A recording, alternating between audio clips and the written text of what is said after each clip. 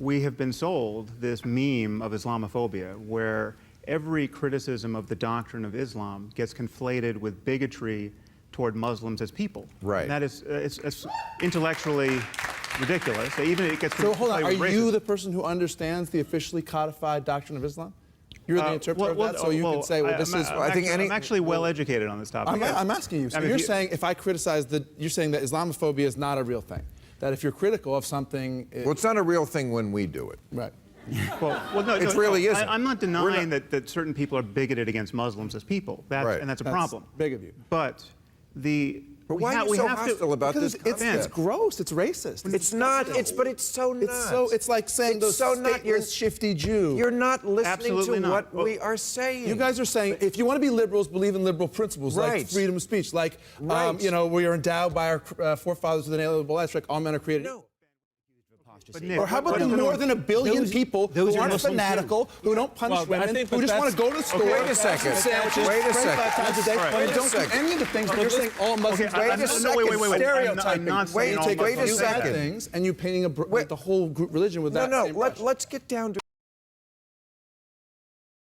In terms of Islamophobia in America, you know, for me, that's why it's important to show up. It's like I'm in Dubai and I'm having fun and I'm tweeting and I'm showing pictures. Hey, doesn't look like they hate me, does it? You know. But I'm saying even meat, not too much eating meat, no good. Once a week, maybe maximum. And then vegetable, hummus, all good Arabic food, Middle East, like in the old time. Like in the Muslim, look at the Muslim. Bread, almond, apple, go read. Yeah. Read. You discover in a Muslim lots of good things. Okay. Very smart Prophet Muhammad. He knew what's good for the future about the body. So look at that. Don't ask me. And believe me, you have everything there. Good evening, fellow SAG-AFTRA members and everyone at home. And everyone in airports that belong in my America.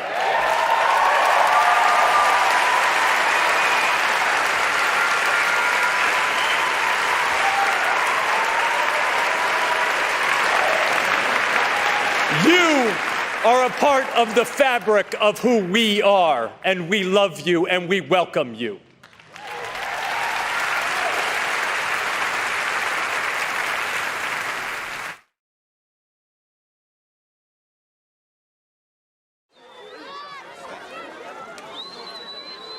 UNHCR Special Envoy Angelina Jolie received a raucous welcome when she visited displaced people living in camps in the Kurdish region of Iraq. How old are you?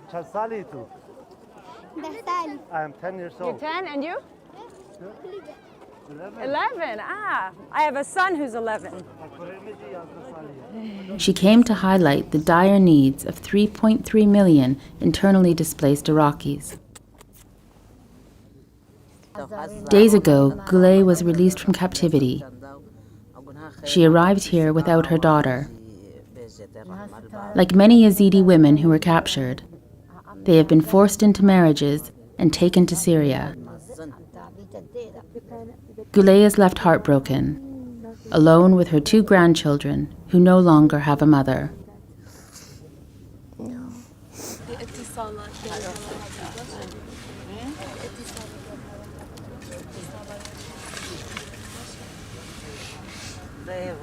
I have seen families with young children living without tents with another 2 months of winter to go. Children whose parents were murdered and are now here unaccompanied. A 19-year-old working as the sole provider for his 7 siblings. I've met mothers whose children have been kidnapped by ISIS. As a parent, I cannot imagine a greater horror. And they are overwhelmed by the thoughts of what is happening to their children right now. She called for help for the millions in need. The international community has to step up and do more. UNHCR has received only 53% of funds needed for the response to the displacement in Iraq in 2014. Ms. Jolie also made a return visit to the Domi's camp which hosts more than 50,000 Syrian refugees, who still, after nearly 5 years of war, have little hope of going home.